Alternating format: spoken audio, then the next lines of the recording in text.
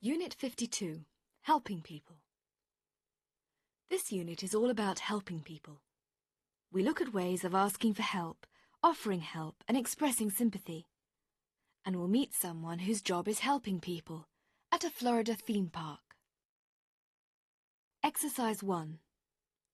Listen and match the pictures with the dialogues. Dialogue 1. Can you help me? What's the problem? My grandmother has fallen down. Dialogue 2. You don't look very happy. I don't feel very happy. Dialogue 3. What's the matter? I'm not feeling very well. Oh dear. Do you need any help? Dialogue 4. Can I help you? Yes, my clock has gone wrong. Can you mend it? Dialogue 5. Are you all right? Yes. My dog has just died. That's all. I'm sorry to hear that. Dialogue 6. Do you need any help? Oh, yes, please. There's something wrong with my leg. Dialogue 7. I'm sorry. I've spilt my drink all over the table. Don't worry. I'll deal with it. Exercise 2. Listen and read. Can you help me? Can you mend it? What's the problem? Are you all right? What's the matter? Do you need any help? Can I assist you?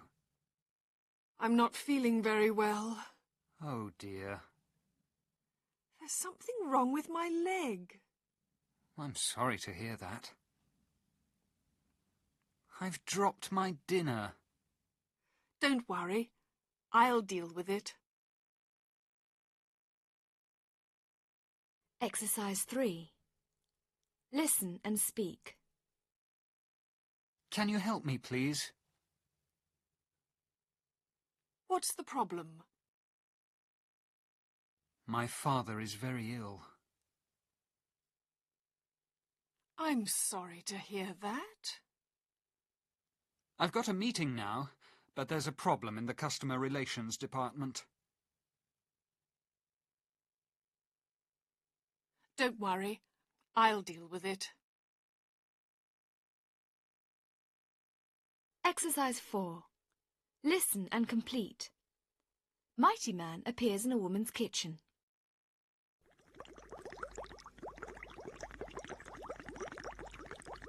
This is a job for Mighty Man. What's the matter? My washing machine has gone wrong. Oh, dear. I'm sorry to hear that. But don't worry. I'll soon mend it. But... It's all right. No job is too hard for me.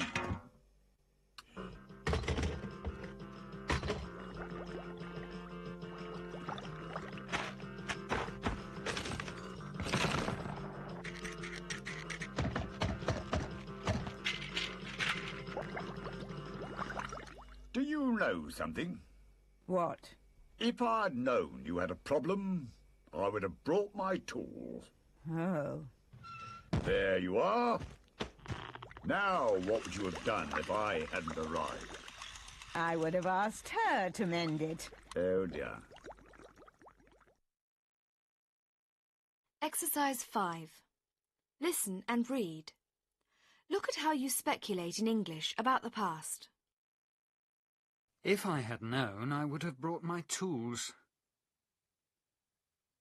What would you have done if I hadn't arrived? If you hadn't arrived, I would have asked her to mend it. Listen to the contraction. I would have asked her. Or, I would have asked her. I'd have asked her. Exercise 8. Listen and number the speeches. Natalie had a problem with her grandmother this morning. I had a problem this morning. That's right. You were late for work. I know. My grandmother telephoned me. She wasn't feeling very well. I'm sorry to hear that.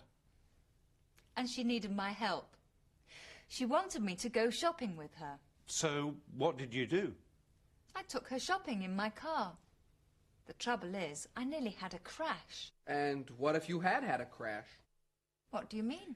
What would we have done here if you'd had an accident? Look, I had to help my grandmother. If I hadn't taken her shopping, she wouldn't have had any food. Listen and write the missing words. We asked 4 people what they would have done in Natalie's position. What would you have done? I would have done exactly the same. I would have phoned the school to tell them I was going to be late. I would certainly have taken my grandmother to the shops. I think people do have obligation to their relatives, and particularly elderly relatives. I would have explained to my grandmother that I had to be on time. Exercise 10. Listen and number the words in order. Tina Sonia is the manager of the Guest Relations Department at Universal Studios. Universal Studios Florida is a theme park, and it's also the largest working motion picture studio outside of California. Here we have many rides and shows based on different movies or television series that may now be in progress. And we also do a number of productions such as commercials and movies right here on our backlot. Exercise 11. Listen and read. Tina describes the work of guest relations. Our guest relations department is set up to assist our guests with whatever needs they may have throughout their day here at Universal. We do everything from warming baby bottles to assisting guests that may get sick throughout the day, giving out information, whether it be foreign language information or just assisting people with planning their day throughout the park. Exercise 13. Listen and answer. Which 5 things do people lose at the theme park? We have guests here who lose a variety of things. The most common objects that they lose are sunglasses and cameras. During the summer, a lot of people lose their hats also. And of course, they lose their children, which is a big thing. Also, a lot of people, especially men, lose their wallets. A lot of our rides are very turbulent, and they'll go on the ride, and they won't notice it until they get to the cafeteria or a restaurant that they want to go to lunch at and say, "Oh my goodness, my wallet's gone." Exercise 14. Listen and read. Tina describes some of the communication problems that they have. We get a great many people here from foreign countries who do not speak English. And it's very hard sometimes to communicate with these people, but oftentimes people can speak just very few words of English, or we can speak a few words. So there seems to be always someone available to speak, whether it's a few words of French or Spanish or Portuguese or whatever it may be, to be able to assist that guest. We also have a great number of people here that are deaf, and we all don't know sign language. And so sometimes it comes down to them writing down what they need, and we, write back to them. Exercise 17. Listen and answer the question. Tina next tells a story about a woman with multiple sclerosis. Often we have guests who know that they're coming on vacation, and they'll either write us or they'll call us, and they'll tell us their special circumstances and ask if there's anything unique that we can do for them. Such as one time we had a mother, a lady, she was very young, very attractive lady, about 33, and she had 2 small children. Her husband called me in advance and said, "Look, my wife has been diagnosed with MS, and we don't want our children to know. They're 8 and 9 years old, and I don't want my wife to sit in a wheelchair because I don't want my kids to realize that there's something wrong here." And so what we did is we simply told them to come to guest relations, and that we would assist them by giving them a backdoor card where she would not have to sit in a wheelchair. Exercise 18. Listen and complete the passage. What would have happened if the woman had visited at another time of the year? We would have done the same thing as far as the VIP pass. However, she wouldn't have been able to fully enjoy her day here, go back to the hotel, and then come back that night because there would have been no night events to come back to. Exercise 19. Listen and read. Let's finish with Tina describing the toughest thing about her job. The toughest part about working in guest relations is being yelled at. Relentlessly. Oh, gosh. People, sometimes, I have not always been in guest relations, and it's very hard to sometimes listen to some of the things that people have to say to you because they are just so frustrated and they're so mad and they're going to get it out of their system and they don't care what they're calling you or what they're saying. This is how they feel. And you have to stand there and listen. And it used to be very, very hard, but I think because I'm becoming more accustomed to it, it's okay now. I understand that they're just venting and I know not to take it personally. But it's hard. It's very hard.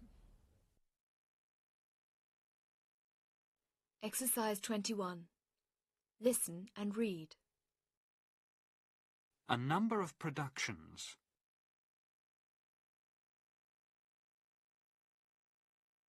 A great number of people.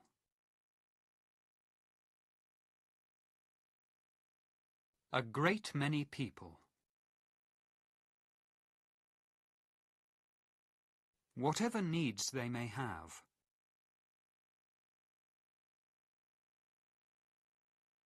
We do everything.